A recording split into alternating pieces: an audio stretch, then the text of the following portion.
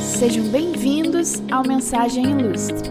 Eu me chamo Aline e através desse canal quero te apresentar Jesus como a mensagem mais célebre já declarada. Cristo é a verdade, Cristo é a palavra, Cristo é a mensagem ilustre. Então fique comigo e aventure-se em mais um episódio dessa brilhante jornada. Sabe aquelas pessoas que sempre parecem viver em período de latência? A informação demora para chegar ou o processamento leva um tempo até ser concluído. Tipo aquelas pessoas que entendem a piada uns 5 minutos depois que todo mundo já parou de rir. Você conhece alguém? Sabe qual é o problema disso? Nenhum. Afinal, cada um tem o seu tempo de processamento mental, não é mesmo? Mas tem uns outros tipos de atrasos que costumam incomodar um pouquinho mais. Eu sou do tipo de pessoa que repudia o atraso em compromissos. Sonho em viver num mundo onde a pontualidade não seja apenas britânica. Se você não concorda, me desculpe, mas chegar atrasado em eventos e compromissos quaisquer é feio. É um desrespeito com o tempo das outras pessoas. Mas ok. Eu quero mesmo é falar de um outro tipo de atraso muito mais prejudicial para a própria pessoa que o mantém como estilo de vida. Portanto, para introduzir o assunto, eu vou ler uma passagem que está em João, capítulo 14. Jesus disse: "Que o coração de vocês não fique angustiado. Vocês creem em Deus, creiam também em mim. Na casa de meu Pai há muitas moradas. Se não fosse assim, eu já lhes teria dito, pois vou preparar um lugar para vocês. E quando eu for e preparar um lugar, voltarei e os receberei para mim mesmo, para que onde eu estou vocês estejam também. E vocês conhecem o caminho para onde eu vou."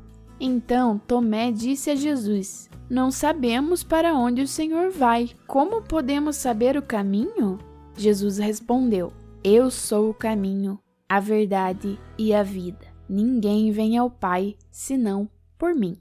Tomé é bastante conhecido por sua incredulidade. Porém, é fato que essa postura não o tornava apenas desconfiado, mas também atrasado. Sabe por quê? Porque ele sempre estava experimentando tardiamente aquilo que os outros já haviam contemplado.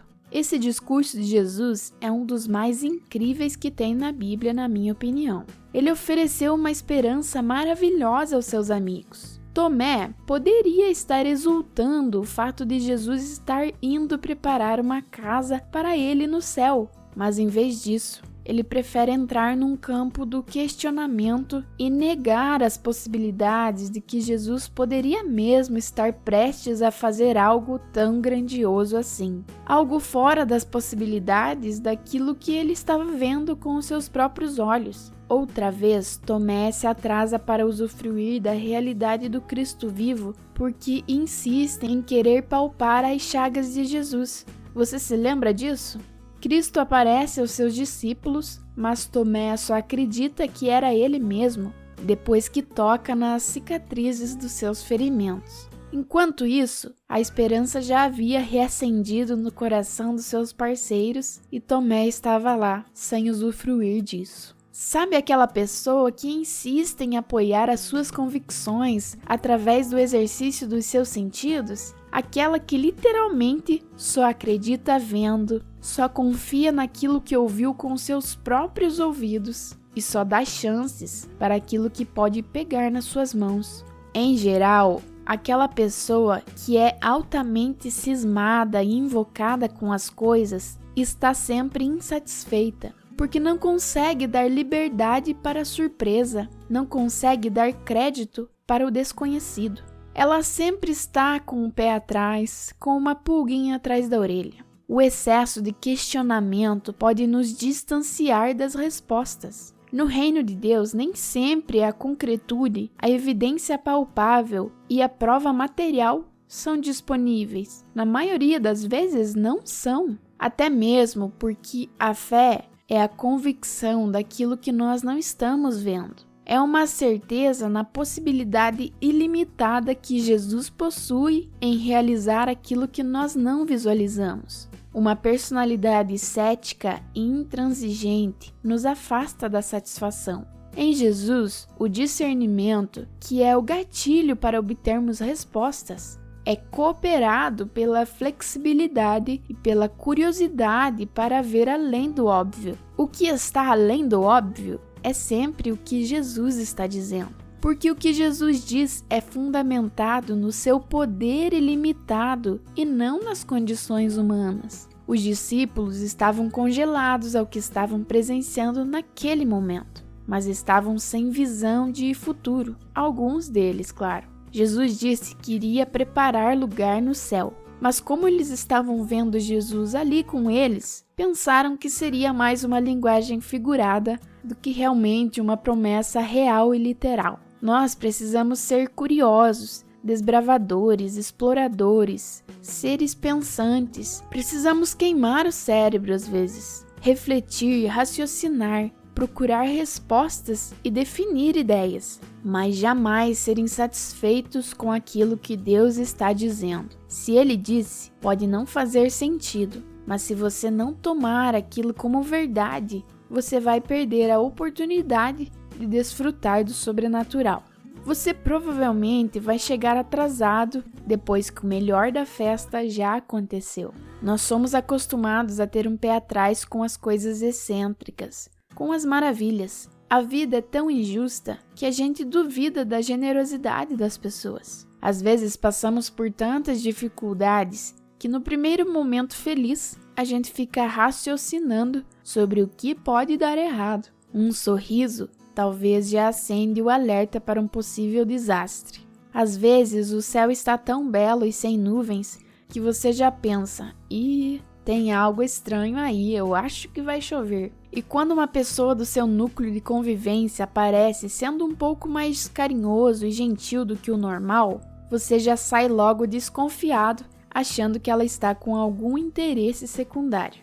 Poxa, quanta desconfiança que nos atrasa, quanta dificuldade de abraçar as boas oportunidades no exato momento em que elas aparecem. Jesus é infinito e é bom. Chega de ser cético, pessimista, desconfiado, incrédulo, rígido, inflexível, pesado e de estar em estado de sítio o tempo todo, com o sinal amarelo sempre aceso. Precisamos acreditar no que Jesus está dizendo e está fazendo. Precisamos acreditar mais nas promessas de Jesus, em tudo o que está escrito em sua palavra, em toda boa dádiva que Ele nos deixou disponível. Não são as nossas experiências e nem as circunstâncias que definem conceitos, que determinam realidades. Você só vai acreditar verdadeiramente em alguém quando conhece ela o suficiente para saber que o que ela diz é realmente aquilo que ela sabe fazer. Por isso, quando Tomé fala que não sabe o caminho, Jesus responde: Tomé, você não precisa saber nada além do que eu sou. Você não precisa ter respostas além do que eu sou. Você não precisa entender conceitos além do que eu sou. Você não precisa ter reflexões além do que eu sou. Você não precisa que te ensinem nada além do que eu sou. Pare de procurar chifre em cabeça de cavalo. Olhe para mim, porque eu sou tudo. Você está olhando para a resposta e continua procurando ela em outro lugar. Jesus disse: Eu sou o caminho, a verdade e a vida. Os métodos, as convicções, as possibilidades, as maneiras, as realidades e as ações, os modelos, os conceitos e as estruturas, tudo que já foi feito, está sendo feito e será realizado só depende de mim. Vocês dependem de mim. Jesus é tudo, meu amigo. Jesus é o caminho, não é? Então por que a gente fica perdido? Ficamos perdidos à toa. Achamos que Jesus é o caminho só para a eternidade. E se fosse, já estaria bom o bastante. mas Ele também é o caminho para os nossos sonhos, para as nossas conquistas, para as nossas realizações, para a nossa missão de vida. Jesus não faz promessas sem oferecer condições para elas se cumprirem. Não investe em habilidades sem promover oportunidades. No livro de Isaías fala que os seus caminhos são mais altos que os nossos e os seus pensamentos são mais altos que os nossos. Tem como um Deus Pai maravilhoso desejar menos para nós do que aquilo que nós mesmos desejamos? Impossível. Nem sempre é um caminho de pista dupla, estrada impecável, sem pedágios ou sem radares. Há trechos com pedregulhos. Há trechos de pista simples, apertados, que você tem que andar em velocidade baixa e às vezes quase parar. Tem que tirar do bolso alguns sacrifícios e renúncias, sim. Às vezes tem que olhar para as placas para não se perder, mas de destino é garantido 100%.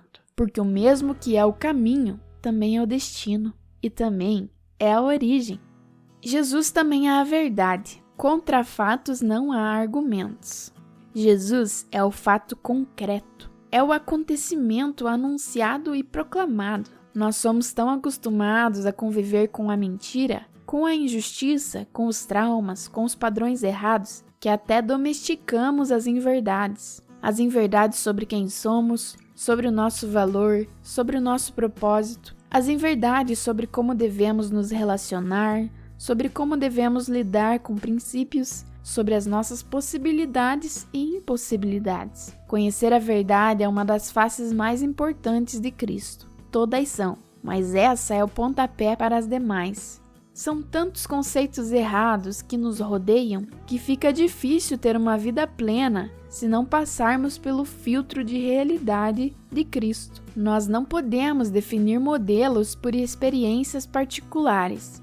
Não é porque a pessoa foi traída que o amor não existe mais. Não é porque a pessoa foi abandonada que não existe gente acolhedora. Não é porque você caiu uma vez que sua vida está fadada à queda para sempre. Não é porque 1, 2 ou 3 erraram que ninguém merece uma chance. Olhar para a vida com um veredito, com uma sentença mórbida, é não conhecer a verdade de Jesus, que delineia novos critérios sobre o certo e o errado, sobre o saudável e o doentio, sobre o justo e o injusto. E Jesus também é a vida. Sobre esse assunto eu prometo falar em breve detalhadamente. Não vai caber aqui, mas fica o desafio aí para você tentar interpretar o que Jesus quis dizer quando disse: eu sou a vida. O que é a vida? Vai além da compreensão, não vai? Exatamente como Jesus, o infinito e eterno. Fique com essa palavra hoje e não chegue mais atrasado. Não fique de fora da festa. Não fique ausente das maravilhas de Cristo por conta da sua incredulidade e desconfiança. Se joga nesse mar de surpresas do céu. Cada dia você terá uma nova experiência na sua conta. Que Deus te abençoe.